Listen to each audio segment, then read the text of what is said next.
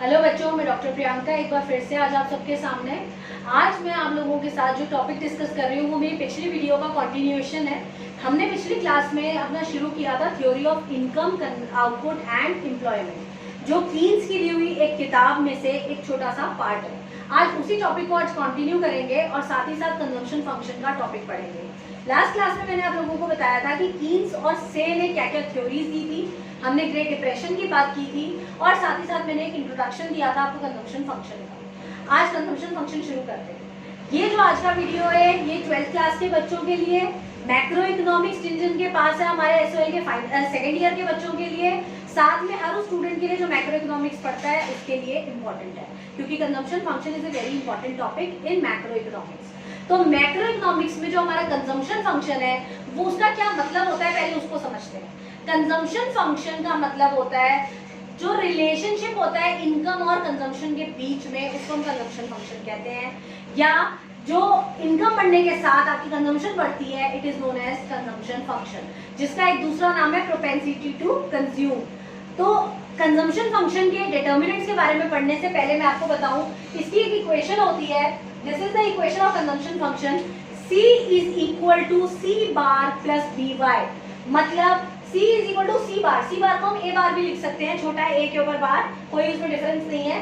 C bar plus BY, इसका मतलब है total consumption is equal to minimum consumption. कम से कम जितनी कंजम्पशन होगी ही होगी, इररिस्पेक्टिव ऑफ इनकम, आपकी इनकम हो ना हो। मैंने आपको बताया था मिनिमम कंजम्पशन होती है जो इररिस्पेक्टिव ऑफ इनकम होती है, कि अगर आपकी इनकम नहीं भी होगी तो भी आप कहीं से भी लाएंगे, वो खर्चा आपको चाहिए ही चाहिए।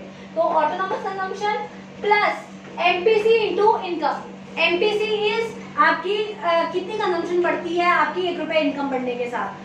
तो अगर 1 रुपए इनकम बढ़ेगी तो कितनी कंजम्पशन बढ़ेगी उसके साथ, दैट इज कॉल्ड आपका MPC। और Y इज इनकम। तो basically B is MPC which is equal to change in C upon change in Y, जिसको हम स्लोप भी बोलते हैं, and Y is income। तो इस पूरी इक्वेशन का इन नटशेल क्या मतलब हुआ? इस पूरी इक्वेशन का ये मतलब है कि आपका टोटल कंजम्पशन जो होती है वो autonomous consumption plus MPC into income. ये इक्वेशन आपकी बता रही है कि जितनी कम से कम कंजम्पशन है, अगर उसमें आप उतनी कंजम्पशन प्लस करोगे जो इनकम बढ़ने के साथ बढ़ती है, तो आपकी टोटल कंजम्पशन निकल आएगी। बहुत ही सिंपल इक्वेशन है, देखने में थोड़ी ट्रिकी लगती है बट बहुत सिंपल है। उसके बाद इट मींस, इसका मतलब क्या है कि अगर डिस्पोजेबल इनकम बढ़ती है तो कंजम्पशन भी बढ़ती है। अब आप पूछेंगे डिस्पोजेबल इनकम क्या होता है? Disposable income is the minimum income जो आप अपने घर लेकर जाते हैं डिस्पोज ऑफ करने के लिए, खर्चा करने के लिए। तो अगर वो इनकम आपकी बढ़ती है तो कंजम्पशन भी आपकी बढ़ेगी। बट इसमें एक बहुत बड़ी कमी भी है। वो कमी क्या है कि हम ये मान के चलते हैं कि इनकम बढ़ती है तो कंजम्पशन बढ़ती है, बट क्या हमेशा ऐसा होता है? नहीं, ऐसा हमेशा नहीं होता।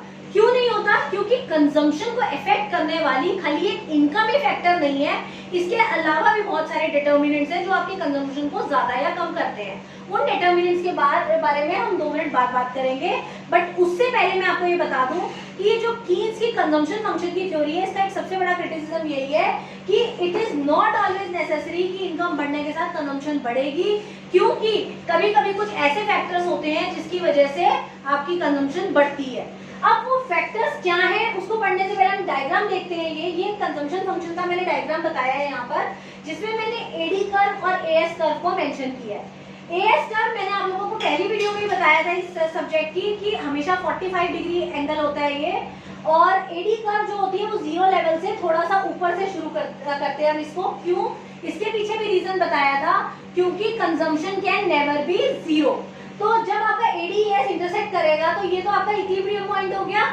अब यहाँ पर जो AD कर्व है आपका, इस AD कर्व के ऊपर जो ये जो स्लोप आ रहा है, यहाँ पर ये जो नीचे है ये चेंज इन इनकम है, क्योंकि यहाँ पर इनकम होता है और यहाँ पर कंजम्पशन होता है। तो change in C upon change in Y, जितना ये C में चेंज है डिवाइडेड बाय जितना Y में चेंज है। तो ये MPC का फॉर्मूला भी होता है हमारा, चेंज इन C कितना कंजम्पशन में चेंज हुआ है एंड चेंज इन Y कितना इनकम में चेंज हुआ है। अगर आपकी 1 रुपए इनकम बढ़ती है और उसमें से आप 60 पैसे कंज्यूम कर लेते हो, तो आपकी change in C upon change in Y क्या हो गई? 0.60 अपॉन में 100। तो या फिर आप कह सकते हो 6 अपॉन में 10, आप इस तरीके से भी लिख सकते हैं इसको।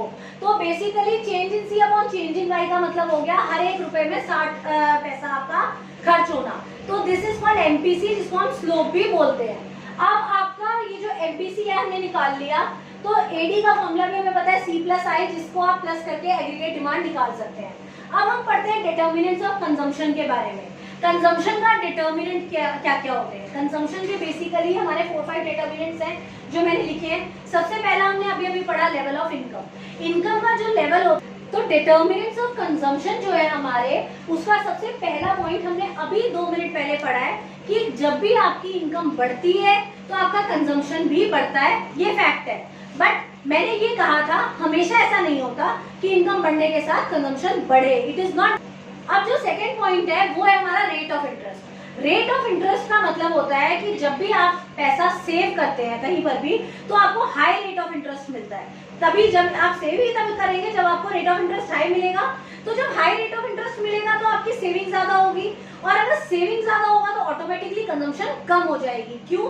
क्योंकि जब आप उस पैसे को या तो सेव कर सकते हैं या कंज्यूम कर सकते हैं। अगर आपके वो पैसे सेव कर दिए आपने इंटरेस्ट के लालच में, तो आपका कंजम्पशन ऑटोमेटिकली डाउन चला जाएगा। तो saving is also an important factor, और you can say interest is also an important factor of consumption. It is also an important determinant of consumption. Third is consumer credit. Consumer credit is the amount of loan which you take from bank. जो bank से आप loans वगैरह लेते हैं। तो अगर आपकी जो कंजम्पशन है वो इस चीज से भी बहुत ज्यादा इफेक्टेड होती है कि आपको बैंक कितना लोन दे रहा है और किस रेट पे लोन दे रहा है। अगर कंज्यूमर क्रेडिट टर्म्स बहुत इजी है और आप आराम से लोन ले सकते हैं तो आपका कंजम्पशन लेवल बढ़ेगा, और अगर बैंक की टर्म्स एंड कंडीशन बहुत टफ है तो आपको लोन नहीं मिलेगा या आप लोन लेने के लिए डीमोटिवेट हो जाएंगे, जिससे हम कंजम्पशन का एक इम्पॉर्टेंट फैक्टर भी कहते हैं। अब उसके बाद अगला पॉइंट है हमारा टैक्सेस।